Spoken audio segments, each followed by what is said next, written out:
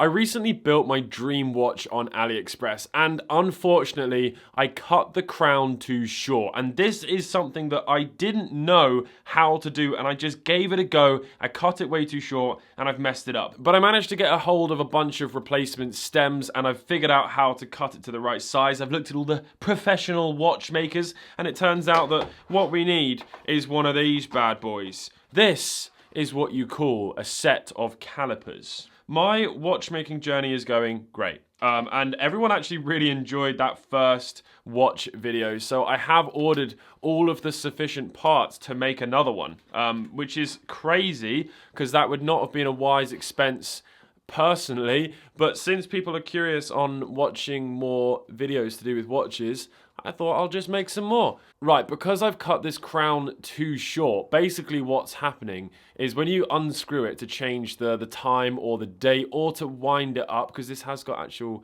manual... It's got a manual mind, so if you want to manually mind it, you can just unscrew the crown.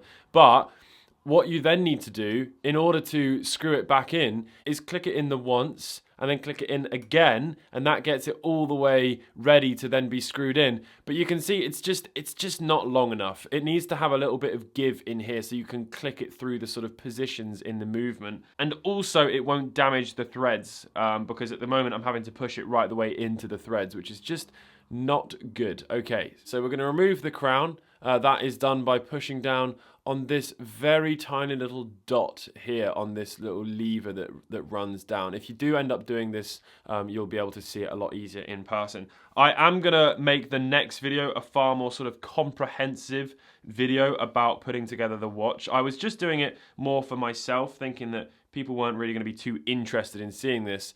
But then the video got like 30,000 views and people want to see it. Okay, so I'm going to check that this stem actually fits inside this movement before going any further. If I can get it in. It's quite hard to look at the viewfinder and do the watch work. I'm going to have to figure out a new way of making videos, to be honest. But there we go. And now what I'm going to do is screw on the crown all the way down. Okay, like that. Right, so there is one measurement that we need to take, and it is between the end of the threads on this little part of the case and the inside of the crown. So you take your calipers, be very careful not to scratch the watch. So once you've got that measurement, you can remove the crown and the stem again. So we're going to push down on that little lever and pull it out. And then what we can do is take our tweezers and unscrew the crown again. Let me try and explain to you what I've done. Okay, so I have drawn a line, but basically it's this massive, like, thick black line because the thin end of the Sharpie just would not draw on it. And the edge of this line on this side is what I'm cutting to. But I don't want to cut too much off at once, otherwise I'm going to end up with this problem again. So I'm just going to cut ever so slightly within that black line, and that should be plenty.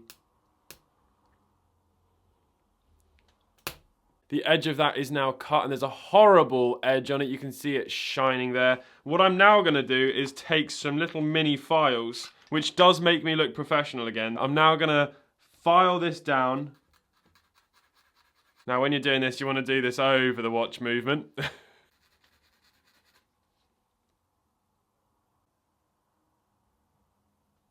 Oh, yeah. Look at that. Right. Let's pinch the edge of this. Make sure that's screwed down all the way. Okay, so that obviously looks a lot longer than the first one. So what we can now do is push the crown in.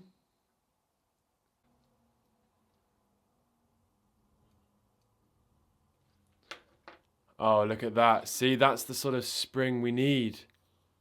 So that manually winds everything. And we can pull it out too.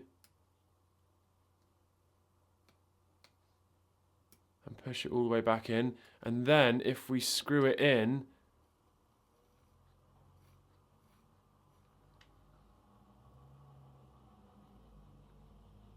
oh, that is perfect. And there's a Spitfire going by. That is absolutely perfect. So look, I can pull it out one, that would be for the calendar, and then I can pull it out again, that's going to be for the time, and then you press it in, and it clicks it all the way back through, and then I can tighten it up all the way down, and that resistance there is coming because the crown's screwed all the way in, and that's just great. I did it. Much to my surprise. So all that's left to do now is just put the case back on. So all of the parts that I've ordered to make the next watch, I'm going to be using to make a video that's a lot more comprehensive. Because obviously, I've just been sort of learning as I go. As you could tell, I learned a lot in this video. And I want to put together a video that's actually going to allow people to build their own watch. And in that video, I'll link all of the parts and stuff that I use. But there's now a bunch of building work going on outside my window. So this video is going to be cut very short, just like the previous stem. Everything is working now. The Watchmaking mind is working absolutely perfectly. If I pull it out one, that's going to allow me to change the date, as you can see. And then if I pull it out again, I can change the time. And then I can just click it right the way back through. We're back into the Watchmaking mind. And then I can screw the crown all the way down. And it's nice and flush and perfect. So yeah, absolutely spot on. I've now learned how to do that. Stay tuned for the video where I show you how to build your own watch properly. It's going to be a really nice, clean, clear and concise video. Thank you to everyone who's new to this channel, who subscribed and came from the watch video where I made this one. There's going to be plenty more watch content coming out soon. See you in the next one. Bye.